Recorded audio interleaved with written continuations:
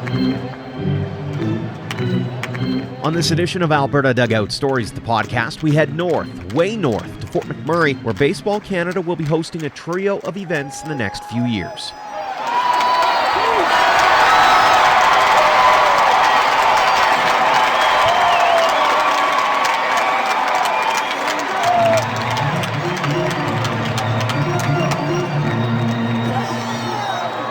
Welcome to episode 90 of Alberta Dugout Stories, the podcast. I'm Joe McFarland.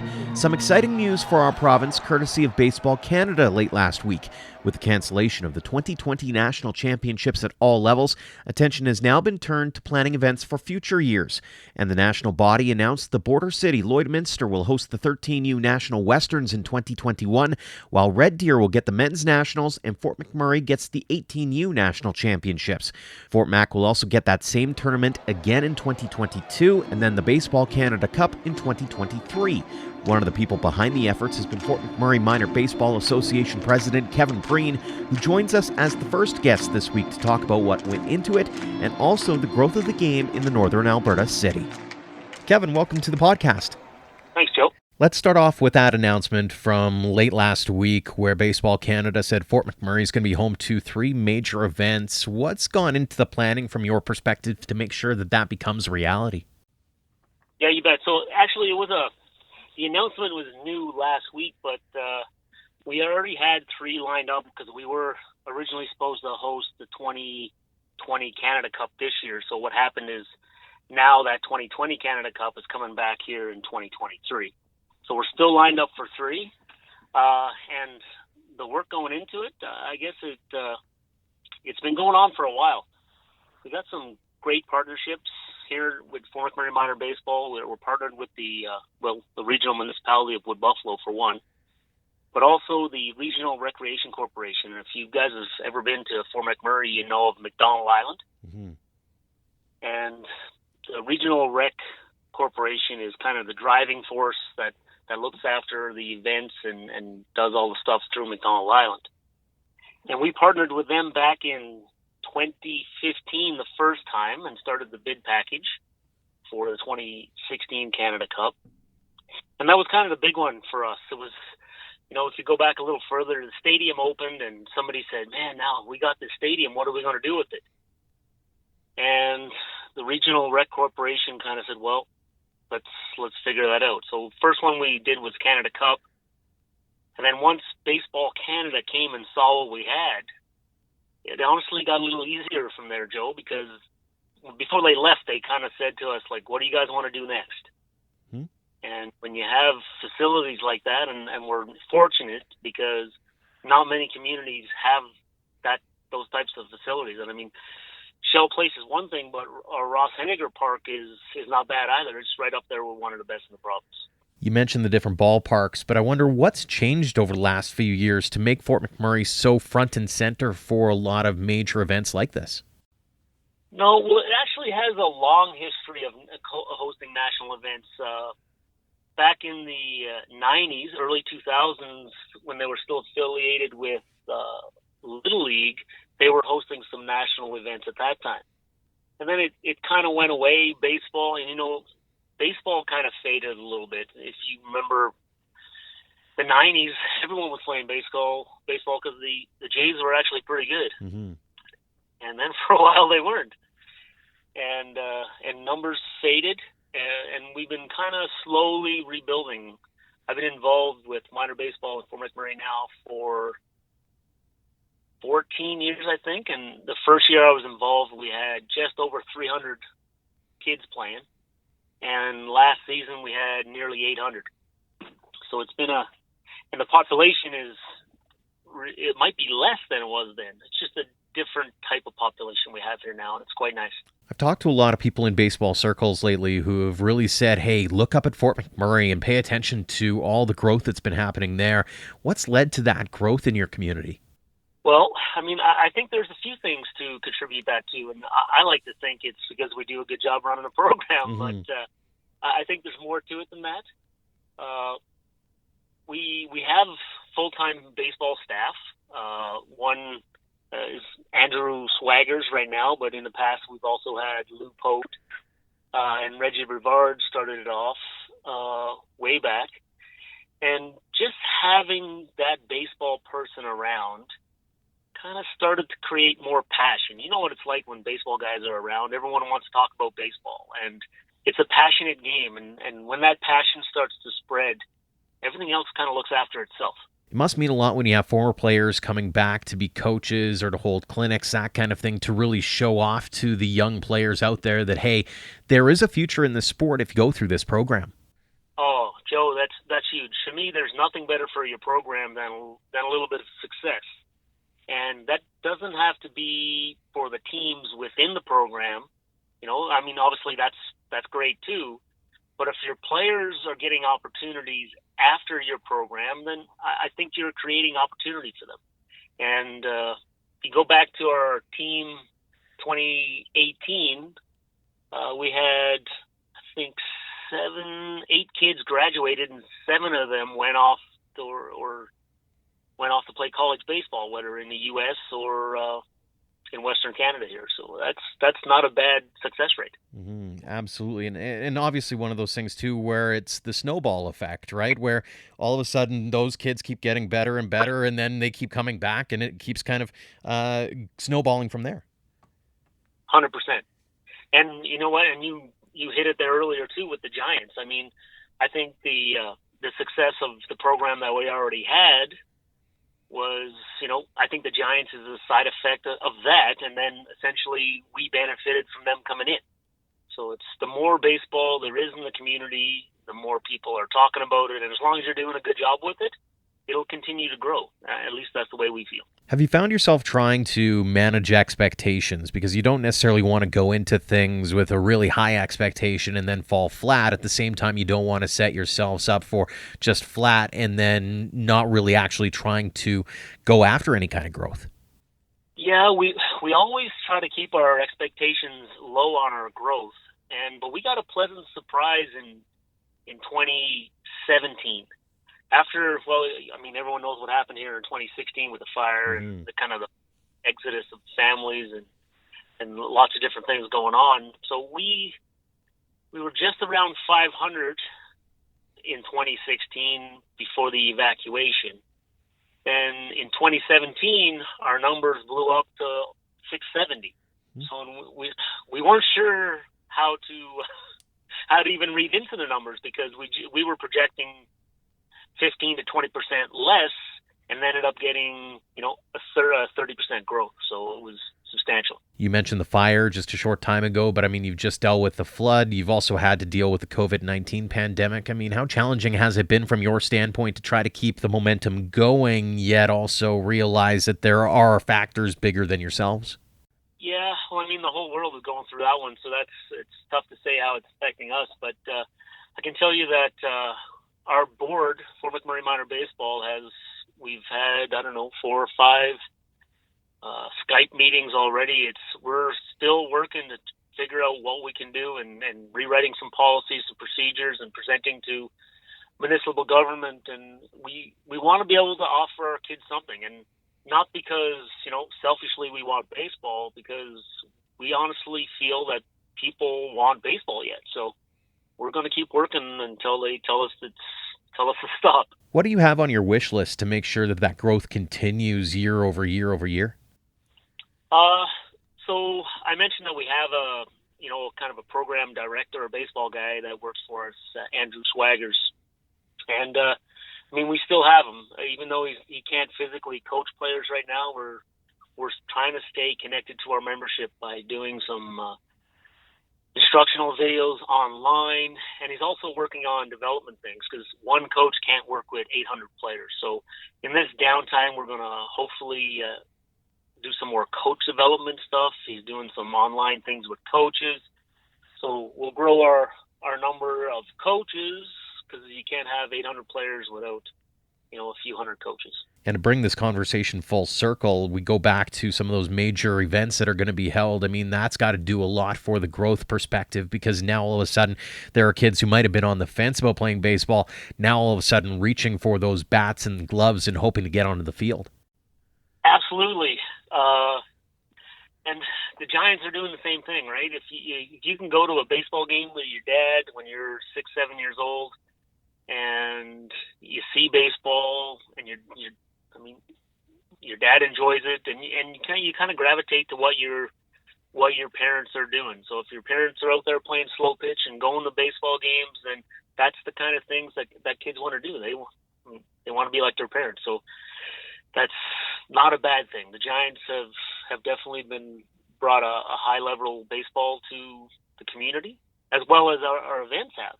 If you think back, again, 2016, we hosted the Canada Cup. So we never got back into town until sometime in June, July, and then we hosted Canada Cup in early August. So it was something that we weren't sure if we were going to be able to do it, but we said, okay, well, we got nothing else going on, so let's do it. McDonald Island Group and the regional corporation was great, and it was kind of you might say it was the only show in town. Mm-hmm. So that might contribute to the growth that we saw in 2017. And then because it was successful, why not do some more? How excited are you for the future of baseball in Fort McMurray? Oh, it's awesome. It's awesome. Like my two boys are almost done. Well, my oldest guy already is done minor baseball. He's moved on. My youngest guy, Jordan, still has a couple years left. But I don't have any plans of going anywhere. I mean, baseball is kind of part of who I am now. So I'm excited to see continued growth. I got nieces and nephews that are coming up through the system as well. And I don't know if there's a better place to hang out really than a baseball diamond. It's exciting times for sure. Exciting times indeed in Fort McMurray. Kevin, thanks so much for joining us here on the podcast and sharing a few of the stories. You bet. Thanks, Joe. We also thought we'd check in with one of the Fort McMurray products who has taken his talents stateside. Max Poole has spent the last couple of seasons pitching for the Mars Hill University Lions.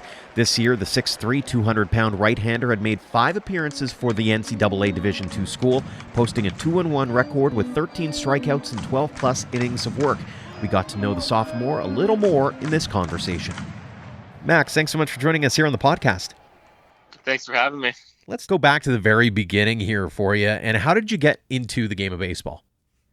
My dad started me off at a pretty young age. I remember playing catch as soon as I could walk. He had a glove in my hand. I was always throwing a baseball around, and they always wanted to keep me busy with sports. So they always started me off with baseball in the summer and hockey's in the winter. And I just naturally had a love for baseball, and I continued that throughout my career. It's kind of funny that way, especially given you're up in Fort Mac. It's not like you have a massive summer baseball season anyways. And so was it difficult in the beginning to kind of get into any kind of rhythm with baseball, given that you only have, 4 or 5 months before you're back into the depths of winter?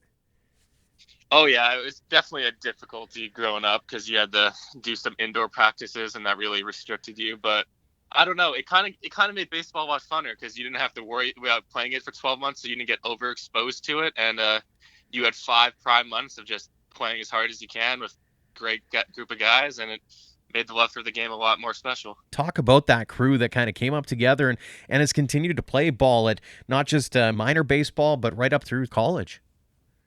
Yeah, but by our high school year, we all kind of grew together as a group, and we all played together for plethora of years, and we all kind of had that same passion. We wanted to make it to the next level. We wanted to show that Fort McMurray players could win baseball games in baseball Alberta leagues. And by my grade 11 year, we finally had our first 500 season in a couple years, and we started to get really good. And by my grade 12 year, we were a team to be reckoned with in the baseball Alberta. And I think that just goes to show of like all the coaching and all the efforts put in by coaches and the players to show that just because we're 4 hours north of Edmonton doesn't mean we can't show out at baseball games. Did you ever envision when you were younger that you might be able to play NCAA Division II at some point down the road?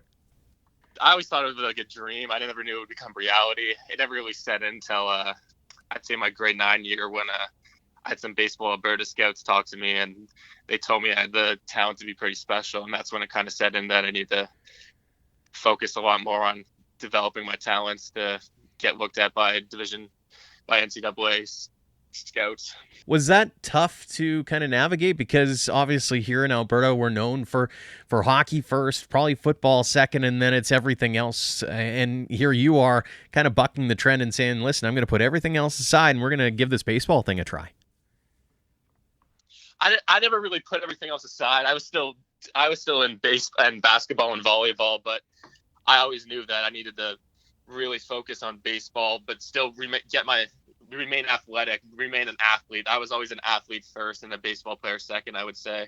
And I think that actually helped me throughout my career, being more athletic than a lot of other kids. Instead of better baseball talent, I was more athletic than other kids, and that really helped me in getting scouted by coaches. They just told me how great of an athlete I was, and I think that's what really helped me compared to other players. Who do you credit when it comes to that side of it and being able to kind of guide you through not just the high school area, but also going through college as well?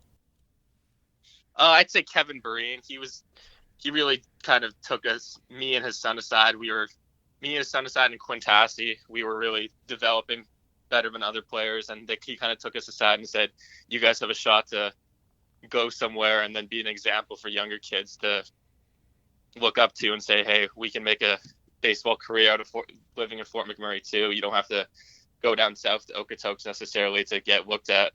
What landed you in Mars Hill? That's it. I posted some videos of me actually online, and the assistant coach and head coach right now, Hunter Bryant, he texted me and said, we'd love for you to come up and take a visit and throw a bullpen for us. And I said, okay, yeah, sure. So I went up there, took a visit, threw a bullpen, and they said they loved how athletic I was. They said they loved the potential I had, because coming from Canada, I never threw a full year, especially in Fort McMurray. I never played a full 12 months of baseball. And they said, you have the potential to be very special here. And I was in love with their facilities and their program. And I said, coach, I want to be a Lion. What's it meant to you to have been able to be a part of that program over the last couple of years here? It's life-changing, man. Like being a kid from Fort McMurray and then moving to Mars Hill was a culture change in itself. Mm-hmm. But I'm blessed with all the experiences I got to go through moving all the way there, and being taught by so many other American baseball players, and seeing another country, how many baseball players that they even produce too, seeing like all the talent levels that aren't just in Alberta, but in the East Coast of the United States. It's eye-opening for sure. What's been the best part? Just the camaraderie with the guys I met down there. They took me in. I was a pretty shy guy, and I think they knew that, and they took me in. They made sure I was hanging out with them all the time, and we definitely grew as a group, and we're ready to take on the SAC conference next year. So take us back to about a month and a half ago or so when the season gets put on the skids. Where were you when you found out that you weren't going to be playing baseball again this spring? We were on a bus trip back from a game, actually, and the schools closed down for 2 weeks, saying that they're going to go to online classes.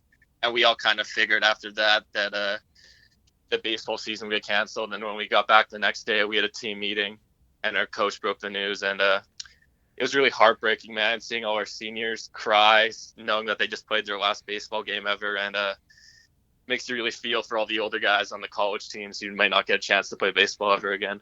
One of the things that I've heard from a few different guys is the fact that it gives you a new perspective on it, makes you want to enjoy it just a little bit more. Oh, yes, 100%. I'm not going to take anything for granted anymore. I think next year is going to be really special with a lot of guys, seeing like how other players had their last opportunity, and no one's going to take anything for granted anymore. It's going to be all out for the next couple of years. So what was it like having to head back to Fort Mac? Did you end up doing the drive? Did you fly back? How did that all play out, and who did you do it with, and what was the trip back like? It was a painful trip back. I had to pack everything I could in 3 suitcases. I got my roommate to drive me to the airport. Had to scramble to get a flight home. Finally got one home.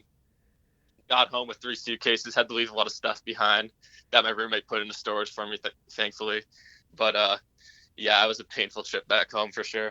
What goes through your mind as you're flying back? Because you just don't necessarily know the full extent of what all is going on in a world that is seemingly ever-changing every single day. Yeah, I really was unknown to what was going to be the situation back home, because the situation in like Florida and close to North Carolina was getting pretty bad. So I thought living in Fort McMurray would be fine because we were pretty isolated, but it made its way to Canada and, changed everyone's lives forever. Well, and not only that, but especially up in Fort Mac, then you have the whole situation around flooding as well. I mean, it hasn't been an easy few years here for your community. Oh, yeah, man. People up here have gone through everything, even with oil prices going down, the economy is going down, and then the fire 4 years ago, and then add on top of the flood that just happened. I think it just goes to show how resilient the Fort Mac community is. And I know you love to give back as well. I've seen that you've gone back to do some coaching at the younger levels. I mean, what does that mean to you to be able to give back to the community when you are back home? It means everything, man. Like they put a lot of effort into to me when I was a kid. Like we had a whole bunch of volunteers helping out, and I just wanted to let the kids know that like people are here for them. They want them to succeed in whatever career path they choose, and that there's people to talk to, people to learn from.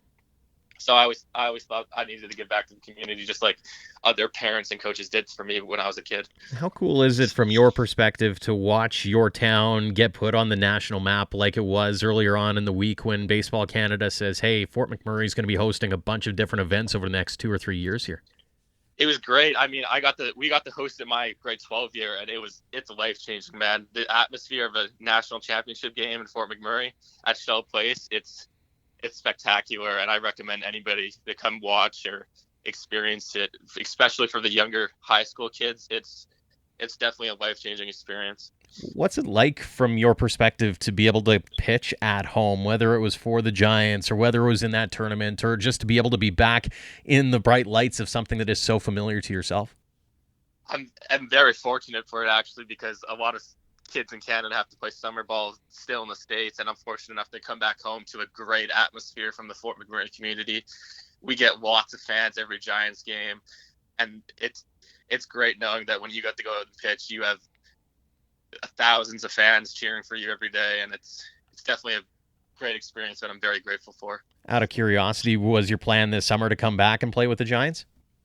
Yeah, it was, but unfortunately it's been delayed, so kind of wait and see approach. And speaking of that wait and see approach, just like every other ball player, I assume you have a few different contraptions at home trying to keep yourself motivated and keep yourself in shape. What all have you been up to over the last few weeks here? Yeah, I built a plyo wall in my backyard, so I've been doing weighted ball programs. I have some weights in my basement that I've been attacking to try and get as big as a pump I can get in to keep my weight up, and just trying to do any little small thing, whether it's going for a jog, going for a bike ride, just anything to get out of the house really and keep active. When it comes to your advice for fellow Fort Mac kids who are thinking about playing baseball, what would that message be?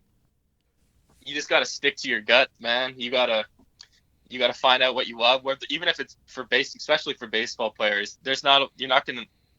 Even though we're 5 hours north, you got to realize that people find talent no matter how far it is. And if you're talented enough and if you put the work ethic in, people will find you and people will make sure that you get to the next level.